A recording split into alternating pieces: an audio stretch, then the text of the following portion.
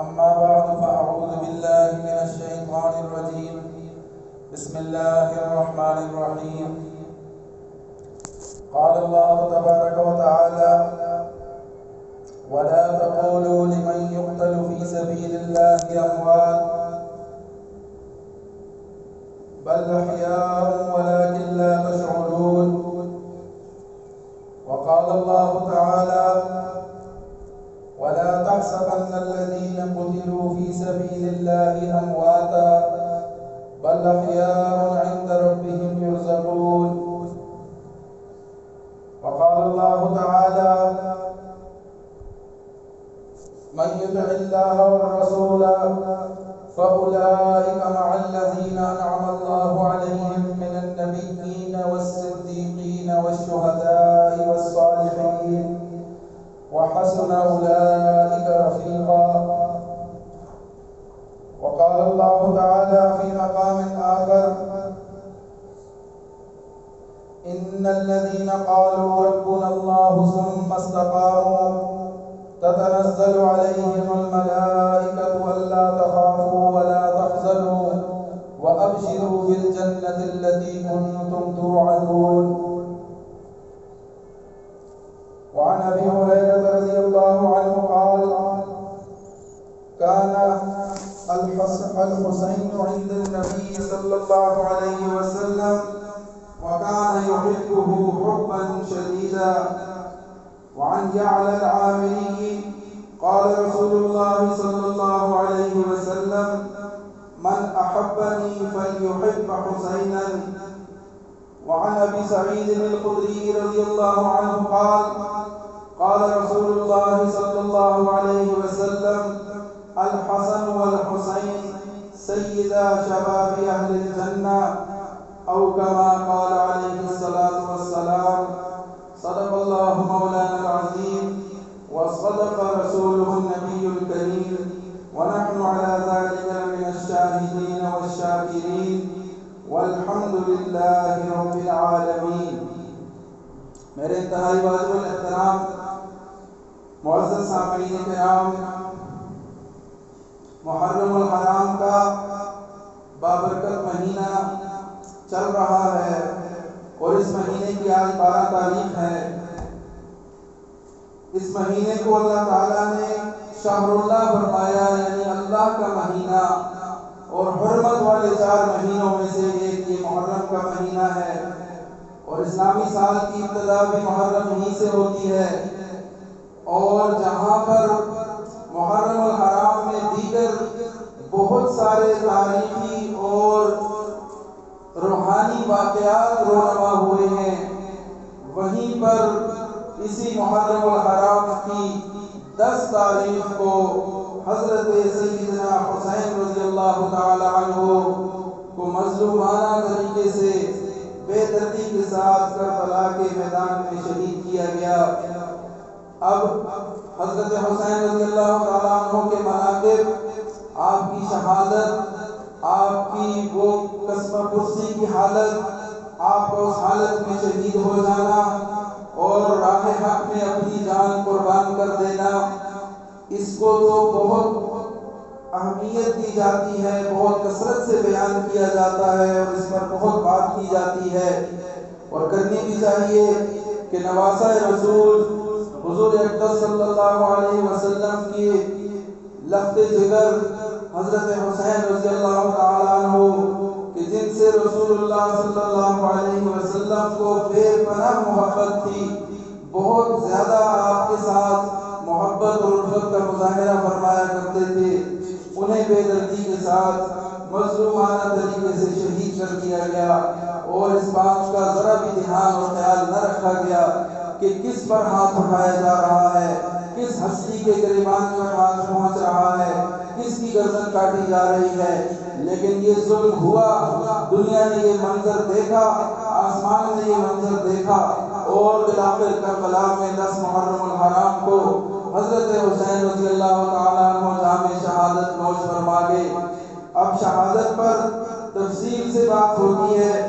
لیکن ہم نے یہ دیکھنا ہے کہ حضرت حسین رضی اللہ تعالیٰ عنہ کی سیرت کیا تھی، آپ کا کردار کیا تھا. آپ کے کمالات کیا تھے، آپ کی خصوصیات کیا تھی۔ حضرت حسین رضی اللہ تعالیٰ عنہ کی زندگی پر ہم نظر دوڑائیں تو ہمیں بہت سارے سبق ملتے ہیں، بہت ساری ایسی باتیں ملتی ہیں کہ جن کو اپنا کر ہم اسمہ حسینی پر عمل کر سکتے ہیں۔ جو اصل ہے، جو صحیح اصل پیغام ہے حضرت حسین رضی اللہ تعالیٰ عنہ کی زندگی کا اور آپ کی دنیا سے جانے کا،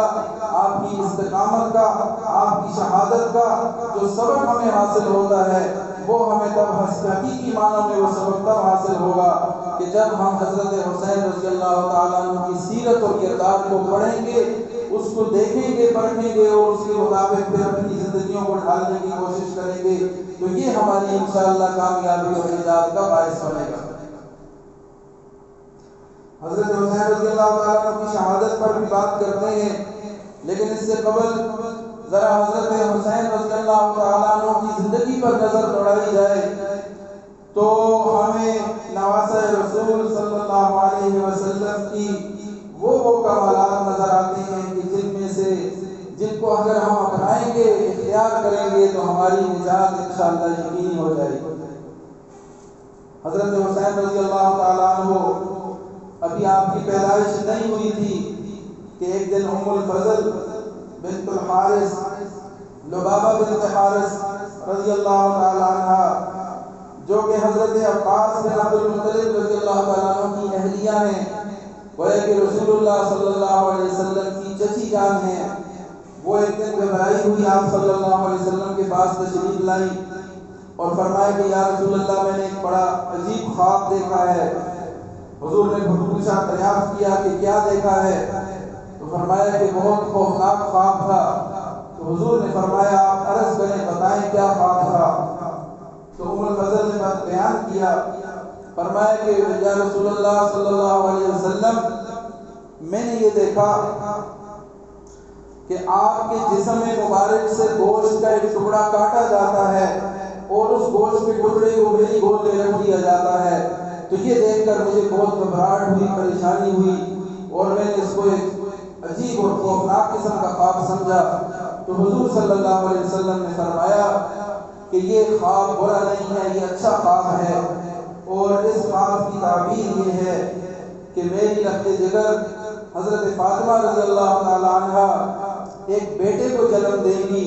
اور پھر وہ بیٹا آپ کی پرورش میں آئے گا، آپ کی گود میں پلے گا، بڑھے گا۔ تو یہ اس خواب کی تعبیر ہے۔ پھر سن 4 ہجری میں، 5 شعبان سن 4 ہجری میں حضرت حسین رضی اللہ تعالیٰ عنہ کی ولادت ہوئی۔ آپ دنیا میں تشریف لائے، رسول اللہ صلی اللہ علیہ وسلم کو بہت خوشی ہوئی، آپ نے بہت مسرت کا اظہار فرمایا، اور پھر آپ نے حضرت حسین رضی اللہ تعالیٰ عنہ کو کھجور کی چبا کے تکنیک جسے کہا جاتا ہے، گھٹی دینا، آپ صلی اللہ علیہ وسلم نے اپنے مبارک ہاتھوں سے، اپنی مبارک زبان سے کھجور کھا کے چبا کے حضرت حسین رضی اللہ تعالیٰ عنہ کو گھٹی دی، آپ کی تحقیق فرمائی، پھر اپنا لعاب مبارک آپ کی لبوں کے ساتھ لگایا اور حضرت حسین رضی اللہ تعالیٰ عنہ کا نام بھی رکھا۔ اپنے دونوں نوازوں کے نام رسول اللہ صلی اللہ علیہ وسلم نے رکھے، پہلے حضرت حسن جو بڑے ہیں اور پھر بعد میں جب حضرت حسین پیدا ہوئے آپ کا نام بھی حضور صلی اللہ علیہ وسلم نے تجویز فرمایا، اور یہ وہ نام ہیں کہ جو دور جاہلیت میں کبھی کسی نے نہیں رکھے۔ اللہ تعالیٰ نے یہ ان مبارک ہستیوں کے مقدر میں ان ناموں کے لیے ان کو محفوظ کیا ہوا تھا۔ اللہ تعالیٰ نے ان ناموں کو چھپا کے رکھا تھا کہ کسی کے ذہن میں یہ گمان بھی نہیں آیا کہ یہ نام بھی رکھنے چاہیے۔ تو یہ سب سے پہلے حضور اکرم صلی اللہ علیہ وسلم کے نواسے حضرت حسن اور حضرت حسین انہی دونوں کے حصے میں یہ نام آئے، اور حضور صلی اللہ علیہ وسلم نے خود ان ناموں کو پسند فرمایا اور اپنے بیٹوں کے نام رکھا۔ پھر اتنی محبت تھی اپنے بیٹوں سے کہ آپ صلی اللہ علیہ وسلم فرمایا کرتے کہ یہ دونوں میرے بیٹے ہیں اور میری بیٹی فاطمہ کے بیٹے ہیں، اور نبی علیہ السلام ان کے بہت زیادہ ان کا خیال رکھتے، ان کے آرام کا، ان کو تکلیف نہ پہنچے۔ فرمایا جس نے مجھ سے محبت کرنی ہو وہ میرے بیٹوں سے محبت کرے گا، گویا اس نے مجھ سے محبت کی، اور جس نے ان کو کو ایذا پہنچائی، ان کو تکلیف پہنچائی، گویا کہ اس نے میرے ساتھ زیادتی کی اور مجھے تکلیف پہنچائی۔ یہ میرے جگر کا حصہ ہے، میرے جگر کا ٹکڑا ہے، جس نے ان کو ستایا اس نے مجھے ستایا، جس نے ان سے محبت کی اس نے گویا مجھ سے محبت کی۔ اور پھر ان دونوں بھائیوں کی حلیے کے بارے میں جو کتابوں میں لکھا ہے کہ رسول اللہ صلی اللہ علیہ وسلم کے مشابہ تھے دونوں بھائی۔ حضرت حسن بڑے تھے اور حضرت حسین چھوٹے تھے۔ حضرت حسن کمر سے لے کر سر مبارک تک حضور صلی اللہ علیہ وسلم کے مشابہ تھے، ملتے جلتے تھے۔ جیسے آپ صلی اللہ علیہ وسلم کمر سے لے کر سر تک جس طرح کا حضور کا حلیہ تھا، اسی طرح حضرت حسین رضی اللہ تعالیٰ عنہ دکھائی دیتے تھے، اور کمر سے لے کر پاؤں تک حضرت حسین رضی اللہ تعالیٰ عنہ یہ رسول اللہ صلی اللہ علیہ وسلم کے مشابہ ہیں۔ تو دونوں بھائی مشابہت میں دیکھنے میں بھی اپنے نانا جان حضرت محمد صلی اللہ علیہ وسلم کے مشابہ دکھائی دیتے تھے۔ پھر رسول اللہ صلی اللہ علیہ وسلم کا آپ ان دونوں بیٹوں کے ساتھ، ان دونوں نواسوں کے ساتھ محبت کے، الفت کے بے شمار واقعات احادیث میں گزرے ہیں، آئے ہیں، جن کو پڑھ کے انسان حیران رہ جاتا ہے۔ ویسے بھی مشاہدے کی بات ہے کہ جو پوتے اور نواسے ہوتے ہیں وہ بزرگوں کو بہت زیادہ پسند ہوتے ہیں۔ ماں باپ کو اتنی اپنی اولاد پسند نہیں ہوتی، اچھی نہیں لگتی، جتنی دادا کو اور نانا کو اپنے نواسے اور پوتے اچھے لگتے ہیں۔ یہاں مشاہدے کی بھی بات ہے۔ تو رسول اللہ صلی اللہ علیہ وسلم کو بھی فطری طور پر اپنے بیٹوں سے، اپنے نواسوں سے کمال درجے کی محبت تھی۔ ایک مرتبہ ایک صحابی ارشاد فرماتے ہیں کہ ہم ایک سفر میں تھے، کہیں پڑاؤ ڈالا ہوا تھا، وہاں رک گئے تو حضرت فاطمہ موجود تھی، پردے میں تھی۔ حضرت حسن اور حسین دونوں بلبلا رہے ہیں، رو رہے ہیں، تکلیف میں ہیں، بھوکے پیاسے ہیں۔ رسول اللہ صلی اللہ علیہ وسلم سے یہ برداشت نہ ہوا، آپ نے وجہ پوچھی تو پتہ چلا کہ پیاس سے بلبلا رہے ہیں۔ رسول اللہ صلی اللہ علیہ وسلم نے مجمع میں پوچھا، اپنے لشکر سے پوچھا، عام لوگوں سے پوچھا، تو کسی کے پاس بھی اتفاق سے سب کا پانی ختم ہو چکا تھا، سب کی مشکیزیں خشک ہو چکے تھے، تو پتہ چلا کہ پانی نہیں ہے۔ رسول اللہ صلی اللہ علیہ وسلم نے حضرت فاطمہ سے فرمایا یہ میرے بیٹے کو ذرا مجھے دے دو۔ انہوں نے پردے کے نیچے سے ایک بیٹے کو باہر کیا، رسول اللہ صلی اللہ علیہ وسلم نے انہیں سینے سے لگایا اور پھر اپنی زبان مبارک ان کے منہ میں دے دی، اور وہ آپ صلی اللہ علیہ وسلم کی زبان کو چوسنے لگے، اور ان کی وہ بھوک پیاس ختم ہوئی اور ان کا وہ رونا بند ہوا۔ پھر رسول اللہ صلی اللہ علیہ وسلم نے ان کو اندر بھیجا، اور دوسرا بیٹا رو رہا تھا، دوسرے کو بھی بلایا، اسی طرح سینے سے لگایا اور اپنی زبان ان کے منہ میں ڈالی۔ انہوں نے اس زبان کو چوسا، اس سے فیض حاصل کیا، بھوک اپنی مٹائی، پیاس مٹائی، اور پھر وہ بھی خاموش ہو گئے اور دوبارہ ان کو والدہ کے پاس بھیج دیا۔ اس درجے کی محبت اپنے نواسوں سے، اور پھر انہی نواسوں کو بعد میں کس طرح سے ستایا گیا، تڑپایا گیا، یہ منظر بھی دنیا نے دیکھا۔ اللہ تعالیٰ کی شان ہے، قدرت ہے، اللہ تعالیٰ کی اپنی حکمتیں ہیں، مصلحتیں ہیں، اللہ تعالیٰ ہی بہتر جانتے ہیں۔ تو حضور صلی اللہ علیہ وسلم نے خاندانی فضیلت جو بیان فرمائی اپنے بیٹوں کے بارے میں، ایک روایت ہے، وہ میں آپ کے سامنے اس کا تذکرہ کر دیتا ہوں تاکہ آپ ذرا اس چیز کو دیکھ لیں کہ کس طرح رسول اللہ صلی اللہ علیہ وسلم نے ان کو اہمیت دی، ان بیٹوں سے کتنا پیار تھا اور کتنا ان کو آپ صلی اللہ علیہ وسلم چاہتے تھے، اور ان کی اہمیت کتنی تھی، ان کی خاندانی فضیلت کتنی تھی۔ حضرت ابن عباس رضی اللہ تعالیٰ عنہ سے مروی ہے کہ اللہ کے رسول صلی اللہ علیہ وسلم نے عصر کی نماز پڑھائی، جب آپ چوتھی رکعت کے سجدے میں تھے، اس دوران حضرت حسن اور حسین رضی اللہ عنہما دونوں آئے، آپ کی کمر مبارک پر سوار ہو گئے۔ جب آپ نے نماز کا سلام پھیرا تو ان دونوں کو اپنے سامنے بٹھا لیا۔ اس کے بعد اللہ کے رسول صلی اللہ علیہ وسلم نے حضرت حسن کو دائیں کندھے پر سوار کیا، حضرت حسین کو بائیں کندھے پر سوار کیا، اور صحابہ کرام کو متوجہ ہو کے فرمایا، اے لوگوں، میں آپ کو ان کے بارے میں بتاتا ہوں جو اپنے نانا اور نانی کے اعتبار سے سب لوگوں میں سے بہترین ہیں۔ میں آپ کو ان کے بارے میں بتاتا ہوں جو اپنے چچا اور پھوپھی کے اعتبار سے سب لوگوں میں سے بہترین ہیں۔ میں آپ کو ان کے بارے میں بتاتا ہوں جو اپنے ماموں اور خالہ کے اعتبار سے سب لوگوں میں بہترین ہیں۔ میں آپ کو ان کے بارے میں بتاتا ہوں جو اپنی ماں اور باپ کے اعتبار سے سب لوگوں میں سے بہترین ہیں۔ یہ حسن اور حسین ہیں رضی اللہ عنہما، ان کے نانا اللہ کے رسول ہیں، ان کی نانی ام المومنین سیدہ خدیجہ بنت خویلد ہیں، ان کی ماں فاطمہ بنت رسول اللہ ہے، اور ان کے والد حضرت علی بن ابی طالب ہیں، ان کے چچا جعفر بن ابی طالب ہیں، اور ان کی پھوپھی ام ہانی بنت ابی طالب ہیں، ان کے ماموں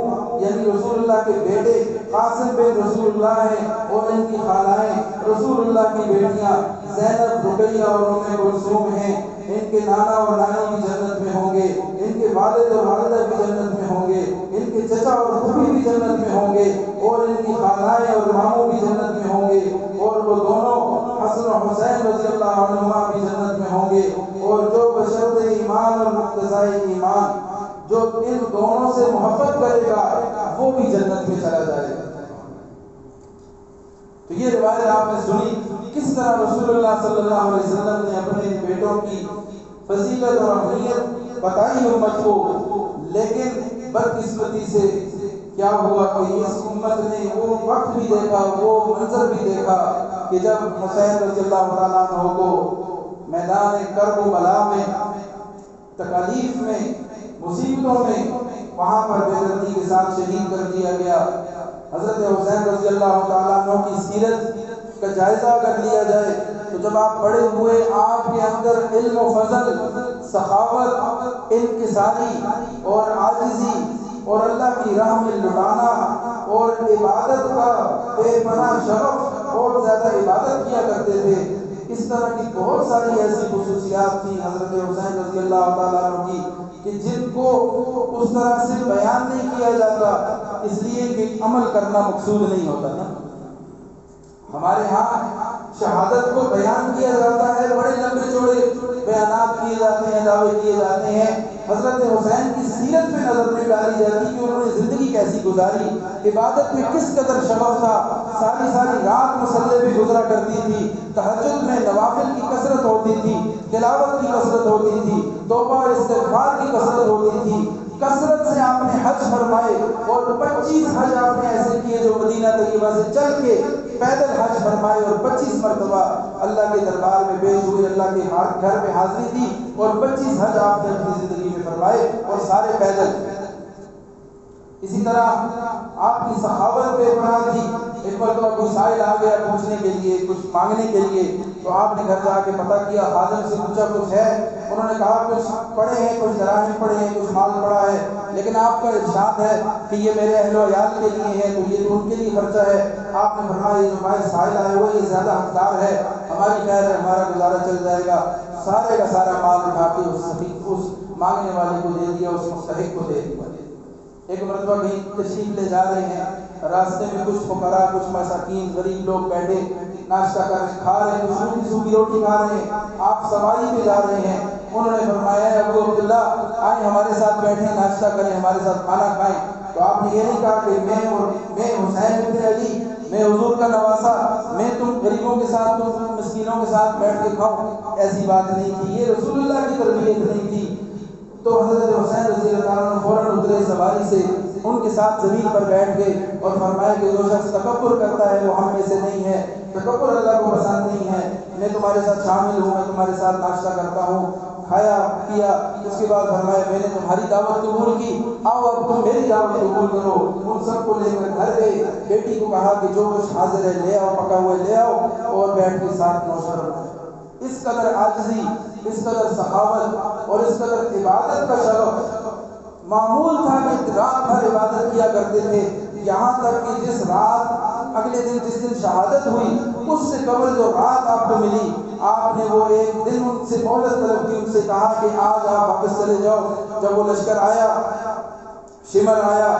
عمر بن سعید آیا، عمر بن سعد آیا، لشکر لے کر جب وہ مقابلے کے لیے آ گئے تو آپ نے اپنے بھائی عباس بن علی کو بتایا کہ ان سے جا کے بات کرو اور ان سے کہو کہ ایک رات ہمیں آج دے دیں، ہم اللہ سے عبادت کرنا چاہتے ہیں، ہم کچھ وصیت کرنا چاہتے ہیں، ہم اللہ سے نظر و نیاز، کچھ توبہ استغفار کرنا چاہتے ہیں، کل صبح دیکھیں گے جو بھی معاملہ ہوا۔ تو ان کی بھی بات سمجھ میں آ گئی، وہ لوگ واپس چلے گئے۔ تو وہ جو رات تھی وہ ساری حضرت حسین رضی اللہ تعالیٰ عنہ نے اپنی فیملی کو اپنے خاندان کو جمع کیا، ان سے بات کی اور فرمایا کہ آپ میں سے جو جانا چاہتا ہے چلا جائے، میں کسی کو روکتا نہیں ہوں، یہ لوگ میرے خون کے پیاسے ہیں، میرے در پہ ہیں، تو میرا ان کے ساتھ ہے مقابلہ، آپ میں سے جو جانا چاہتا ہے مجھے اس میں کوئی اعتراض نہیں۔ اور پھر توبہ استغفار میں، عبادت میں، نوافل میں، ساری رات عبادت میں گزارے۔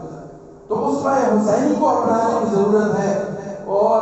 حضرت حسین رضی اللہ تعالیٰ عنہ کا پھر جو واقعہ ہوا اس میں بہت ساری تفصیل ہے، بہت لمبا چوڑا قصہ ہے، اس کے لیے ایک تو وقت بھی نہیں ہے، مختصراً عرض کر دیتا ہوں کہ سب سے پہلے یہاں سے شروع کر لیں کہ جب حضرت معاویہ رضی اللہ تعالیٰ عنہ فوت ہوئے، ان کے فوت ہونے کے ساتھ ہی ان کے بیٹے یزید بن معاویہ وہ مسند خلافت پہ بیٹھ گیا اور اس نے اپنی خلافت کا اعلان کر دیا، اور تمام علاقوں میں اپنے اپنے گورنر جہاں بھی تھے ان کے پاس یہ پیغام بھیج دیا کہ خلافت میری قائم ہو گئی ہے اور آپ آئیں اور میرے ہاتھ پہ بیعت کریں۔ سب سے پہلے اس نے مدینہ کے جو والی تھے ولید بن عتبہ،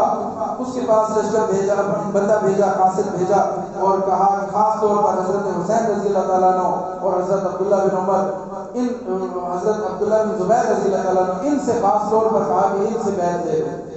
لیکن حضرت حسین رضی اللہ تعالیٰ عنہ نے، چونکہ یزید فاسق فاجر تھا، گنہگار انسان تھا، اس سے خلافت اس کی نہیں تسلیم کرنا چاہتے تھے، حضرت حسین رضی اللہ تعالیٰ عنہ مدینہ تشریف لے گئے، مکہ تشریف لے گئے، مدینہ سے مکہ تشریف لے گئے۔ اور ادھر جب اہل کوفہ کو پتہ چلا کہ یزید مسئلہ خلافت پر فائز ہو گیا ہے، اور وہ بھی یزید سے ناراض تھے، پسند نہیں کرتے تھے، جو دمشق میں بیٹھا تھا وہاں سے نظام حکومت چلا رہا تھا، تو کوفہ والوں نے حضرت حسین رضی اللہ تعالیٰ عنہ کا جب پتہ چلا کہ وہ اسی خلافت کو نہیں مان رہے، تو انہوں نے ان کے لیے خطوط بھیجے، پیغام بھیجے، آپ آئیں، آپ ہمارے پاس آئیں، ہم آپ کا اکرام کریں گے، ہم آپ کو جگہ دیں گے، ہم آپ کے ہاتھ پہ بیعت کریں گے، آپ یہاں تشریف لے آئیں۔ حضرت حسین رضی اللہ تعالیٰ عنہ نے تحقیق کے لیے اور جائزہ لینے کے لیے اپنے چچا زاد بھائی مسلم بن عقیل رضی اللہ تعالیٰ عنہ کو کوفہ بھیجا، جو کوفہ میں وہاں پر لوگوں نے ان کے ہاتھ پر بیعت کی اور یقین دلایا کہ حضرت حسین آئے، ہم ان کے ساتھ ہیں۔ 12,000 اور پھر 40,000 تک کا الفاظ ہیں، اتنے لوگ آئے، انہوں نے بیعت کی، مان گئے۔ تو حضرت حسین رضی اللہ تعالیٰ عنہ کو یہ پیغام ملا کہ وہاں پہ راہ ہموار ہے، مسلم بن عقیل رضی اللہ تعالیٰ عنہ نے بتا دیا کہ آپ تشریف لائیں، یہاں پر حالات سازگار ہیں اور یہ آپ کے ہاتھ پہ بیعت کرنا چاہتے ہیں۔ حضرت حسین کو یہ پیغام ملا۔ دوسری طرف معاملہ وہاں پر یہ پلٹ گیا کہ اہل کوفہ کو جب وہاں پر حضرت نعمان بن بشیر حاکم تھے، ان کے ہوتے ہوئے مسلم بن عقیل سے لوگوں نے بیعت کا سلسلہ شروع کر دیا حضرت حسین کی خاطر۔ تو ادھر یزید کو جب پتہ چلا، اس نے بھیج دیا ابن زیاد کو گورنر لگا کے کوفہ کا، اور کوفہ میں جو نعمان بن بشیر رضی اللہ تعالیٰ عنہ گورنر تھے، ان کو ہٹا دیا، ان کو معزول کر دیا، ابن زیاد کو لا کے یہاں پر لگا دیا گورنر۔ ابن زیاد جب کوفہ کے اندر داخل ہوا، اس نے لوگوں کو ڈرایا دھمکایا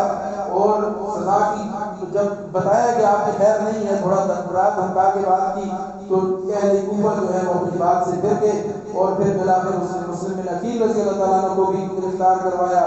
شہید کروایا۔ یہ خبریں حضرت حسین رضی اللہ تعالیٰ عنہ تک اس وقت پہنچی کہ جب آپ سفر شروع فرما چکے تھے، مکہ سے نکل چکے تھے، راستے میں تھے، آپ کو ساری صورتحال پتہ چلی، اس کے باوجود آپ نے فرمایا کہ میرے پاس یہ خطوط اتنے سارے موجود ہیں، اہل کوفہ نے مجھے بلایا ہے، میں اسی میں بہتری سمجھتا ہوں کہ میں وہاں جاؤں گا، اب میں ایک سفر پہ نکل آیا ہوں، میں وہاں جا کے رہوں گا۔ لیکن وہاں پر حالات بدل چکے تھے، اہل کوفہ بھی اپنی باتوں سے پھر گئے، اور ابن زیاد نے آ کر سارا منظر پلٹ دیا۔ پھر اس نے حر بن یزید کو ایک لشکر دے کر بھیجا کہ حضرت حسین کو گرفتار کر کے پکڑ کے کسی طرح ہمارے پاس لاؤ، پیش کرو، اور ان کو ہماری خلافت پر ماننا ہوگا، یہ بیعت کرنی ہوگی۔ حر بن یزید آیا، یہ یزید کا بیٹا نہیں، یہ کوئی اور حر بن یزید ہے۔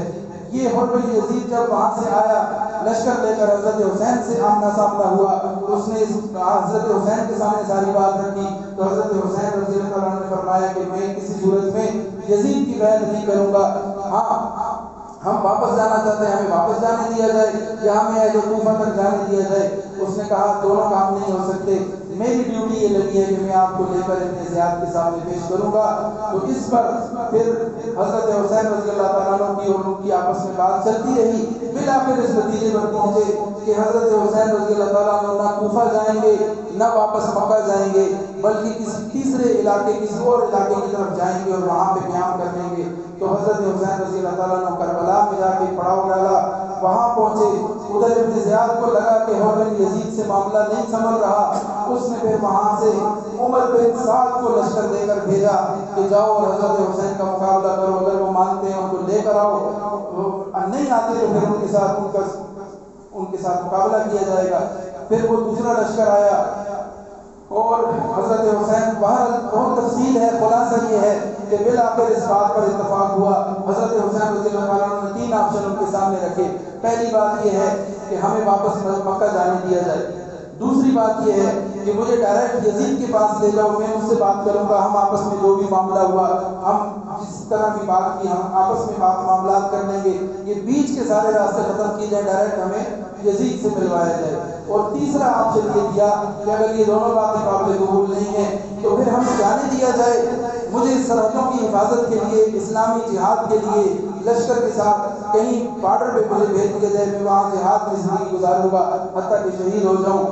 مجھے اس طرح سے یہاں سے رخصت کیا جائے۔ تو یہ 3 آپشن جب ان کے سامنے آئے، انہوں نے ابن زیاد تک بات پہنچائی۔ ابن زیاد کو بھی لگا کہ یہ تینوں باتیں تو معقول ہیں، اس نے ان باتوں پر آمادگی ظاہر کی۔ وہاں پہ ایک شرارتی چیلا، شیطان کا چیلا ایک شمر بیٹھا تھا، اس شمر نے دیکھا کہ یہ معاملہ تو بننے جا رہا ہے، وہ اہل بیت کا سخت مخالف تھا، شدید مخالفت میں ہمیشہ پیش رہا تھا، تو اس نے ابن زیاد کو برگلایا، پاسا پلٹا اور حالات کو بدلایا، بات چیت بڑھائی، اس کو غیرت دلائی اور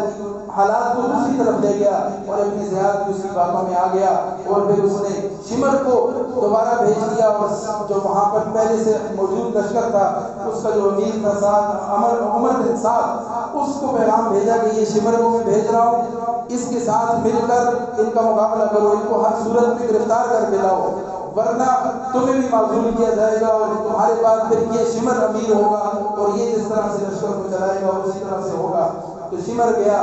عمر بن سعد بھی نہ استقامت دکھا سکا، وہ بھی بگڑ گیا اپنا اقتدار بچانے کے لیے، اپنی جان بچانے کے لیے، اور شمر اور عمر بن سعد دونوں نے مل کر حضرت حسین رضی اللہ تعالیٰ کا بالآخر آمنے سامنے ہوئے، مقابلہ ہوا۔ اب وہ جو حر بن یزید تھا جو پہلے لشکر لے کر آیا تھا، جب اس نے یہ سارے معاملات دیکھے تو اس نے حضرت حسین کے قافلے میں جا کے شامل ہو گیا اور اس طرف سے لڑتے ہوئے شہادت حاصل کی، اور اس نے کہا کہ جو میں نے پہلے آپ کے ساتھ کیا، آپ کا راستہ روکا، آپ کے خلاف آیا، تو میں اس کی تلافی کرنا چاہتا ہوں۔ اس نے اپنی جان دے دی، حضرت حسین کے قافلے میں شامل ہوا، اور ادھر سے آ کے اس نے اپنی اصلاح کر دی، اپنے آپ کو اپنے گناہوں کا کفارہ کر دیا، اور پھر حضرت حسین رضی اللہ تعالیٰ عنہ کو بے دردی کے ساتھ شہید کر دیا گیا، آپ کا سر مبارک قلم کیا گیا، وہ سر پھر بھیجا گیا ابن زیاد کے دربار میں، اور ابن زیاد کو بدبخت کہ وہ سر کے ساتھ اور ہاتھ میں چھڑی لے کر حضرت حسین کے ہونٹوں کے ساتھ کیوں مار رہا تھا، اور دیکھنے لگا، اور اطمینان ہوا اس کو کہ بالآخر یہ سرنگوں ہوئے، آخر کار کا سر میرے دربار میں پہنچا۔ تو وہاں پہ ایک صحابی، میرے نام ان کے ذہن سے نکل گیا ہے، ایک بوڑھے صحابی وہاں موجود تھے، انہوں نے اس کو غیرت دلائی، کہا وہ بدبخت ان ہونٹوں کو کیوں تو چھیڑتا ہے، کیوں اس کی چھڑی مارتا ہے، ان ہونٹوں کے ساتھ میں نے رسول اللہ صلی اللہ علیہ وسلم کے ہونٹ لگے ہوئے دیکھیں، یہ وہ مبارک ہستی ہے جس کو رسول اللہ نے اپنی گود میں پرورش دی ہے، کیا ظلم ڈھاتے ہو، کس مقام پہ پہنچائے ہو۔ لیکن بدبختی جب کسی کے سر میں سوار ہو جائے، اسے کسی بات کی سمجھ نہیں آتی، پھر اس نے وہ سر اور آپ کی جو خاندان کی عورتیں اور بچے ان سب کو یزید کے دربار میں پیش کیا، اور پھر یہ سلسلہ اختتام کو پہنچا۔ بہرحال ہمارے لیے اس میں سبب کیا ہے؟ حضرت حسین رضی اللہ تعالیٰ عنہ نے ہمیں استقامت کا سبق دیا ہے، ہمیں بہادری اور شجاعت کا سبق دیا ہے، باطل کے سامنے ڈٹ جانے کا سبق دیا ہے، اور دنیاوی اغراض اور جان بچانے کے لیے کسی بھی حکمت اور مصلحت کو ٹھکرا دینے کا سبق دیا ہے کہ انسان مومن وہ ہوتا ہے کہ جو اللہ کے نام کی خاطر ڈٹ جاتا ہے۔ ان الذین قالوا، بے شک وہ لوگ جنہوں نے کہا ربنا اللہ، ہمارا رب اللہ ہے، ثم استقاموا، پھر اس پر پکے ہو گئے، پھر اس پر ڈٹ گئے، پھر ان کی گردن کٹ گئی تو انہوں نے پرواہ نہیں کی، ان کے خاندان ذبح ہو گئے، انہوں نے پرواہ نہیں کی، ان کا مال اسباب مال لٹ گیا، انہوں نے کسی قسم کی پرواہ نہیں کی. ربنا اللہ، جب انہوں نے ایک اعلان کر دیا ہمارا رب اللہ ہے، ثم استقاموا، پھر وہ اس پر ڈٹ گئے، سب کچھ قربان کر دیا لیکن اپنے موقف سے پیچھے نہیں ہٹے. تتنزل علیہم الملائکہ، پھر اللہ نے ان پر ملائکہ کو نازل کیا. تتنزل علیہم الملائکۃ الا تخافوا ولا تحزنوا وابشروا بالجنۃ التي کنتم توعدون. انہیں کوئی غم اور کوئی خوف نہیں ہے، ان کو اللہ نے جنت کی بشارت دی اور ان کے لیے کامیابی کا فیصلہ اور ان کی نجات کا فیصلہ اللہ تعالیٰ نے فرمایا. تو شہادت ایک نعمت ہے. شہادت کیا ہے؟ ایک نعمت ہے. یہ کوئی ایسی چیز نہیں ہے کہ جس پر غم منایا جائے، جس پر تکلیف محسوس کی جائے یا جس کو اپنے سر پہ سوار کیا جائے. شہادت وہ عظیم نعمت ہے جو رسول اللہ صلی اللہ علیہ وسلم نے اللہ سے مانگی ہے. لَوَدِدْتُ أَنْ أُقْتَلَ فِي سَبِيلِ اللَّهِ ثُمَّ أُقْتَلَ ثُمَّ أُحْيَا. بار بار فرمایا میں چاہتا ہوں اللہ کی راہ میں شہید ہو جاؤں، پھر زندہ ہو جاؤں، پھر شہید ہو جاؤں، پھر زندہ ہو جاؤں. ایک روایت میں 3 مرتبہ، ایک روایت میں 7 مرتبہ فرمایا. تو کیا رسول اللہ صلی اللہ علیہ وسلم زبانی فرماتے تھے؟ نہیں، رسول اللہ صلی اللہ علیہ وسلم کی سچی زبان نے دل سے یہ فرمایا تھا. آپ صلی اللہ علیہ وسلم کا ہر ارشاد پتھر پہ لکیر ہے. آپ نے شہادت کی تمنا کی. پھر حضرت عمر رضی اللہ تعالیٰ عنہ کو دیکھ لیں، انہوں نے شہادت کو گلے لگایا اور شہادت کی تمنا بھی کیا کی کہ اے اللہ میں تیرے راستے میں شہید ہو جاؤں اور مجھے کفن دفن تیرے نبی کے شہر کا نصیب ہو جائے. تو حضرت حفصہ جو بیٹی تھی فرمایا کہ اے امیر المومنین، یہ کیسی دعا کرتے ہیں آپ کہ شہید سے ہو جائیں اور مدینہ کے اندر شہید ہو جائیں؟ مدینہ تو دار الامن ہے، یہاں پہ تو لڑائی ہوتی نہیں ہے، جہاد ہوتا نہیں ہے، آپ کیسے شہادت کی دعا مانگتے ہیں؟ تو فرمایا کہ میرا اللہ اس پہ قادر ہے کہ وہ ایسا کر سکتا ہے کہ مجھے شہادت بھی مل جائے اور کوئی اس کا انتظام کرے گا کہ میں مدینہ میں مجھے کفن دفن بھی حضور کے شہر کا نصیب ہو جائے. بلا کر ہوا بھی ایسا. حضرت عثمان کی شہادت کو دیکھ لیں، مدینہ طیبہ کے اندر مظلومانہ طریقے سے شہید کر دیے گئے. حضرت حسین رضی اللہ تعالیٰ عنہ اپنے خاندان سمیت کٹ کے شہید ہو گئے، اللہ کی بارگاہ میں پیش ہو گئے لیکن اپنے موقف سے پیچھے نہیں ہٹے، اپنی بات پر ڈٹے رہے اور حق کا ساتھ دیا اور باطل کے آگے سر جھکانے کو نہ تسلیم کیا اور کسی صورت بھی ان کے آگے سر کو نہ جھکایا. تو ان کی زندگی سے ہمیں صبر کا، استقامت کا اور شجاعت کا پیغام ملتا ہے اور ان کی زندگی سے ہمیں عبادت کا، سخاوت کا، شجاعت کا، انکساری کا، عاجزی کا، ان چیزوں کا پیغام ملتا ہے. اللہ تعالی ہمیں حضرت حسین رضی اللہ تعالیٰ عنہ کی سیرت اور کردار کو اپنانے کی توفیق عطا فرمائے اور اللہ تعالی ہماری اصلاح فرما دے. اللہ تعالی ہمیں غیر ضروری اور لا یعنی قسم کی فضول رسموں اور رواجوں سے اللہ تعالی ہماری حفاظت فرمائے. وآخر دعوانا الحمدللہ رب العالمین.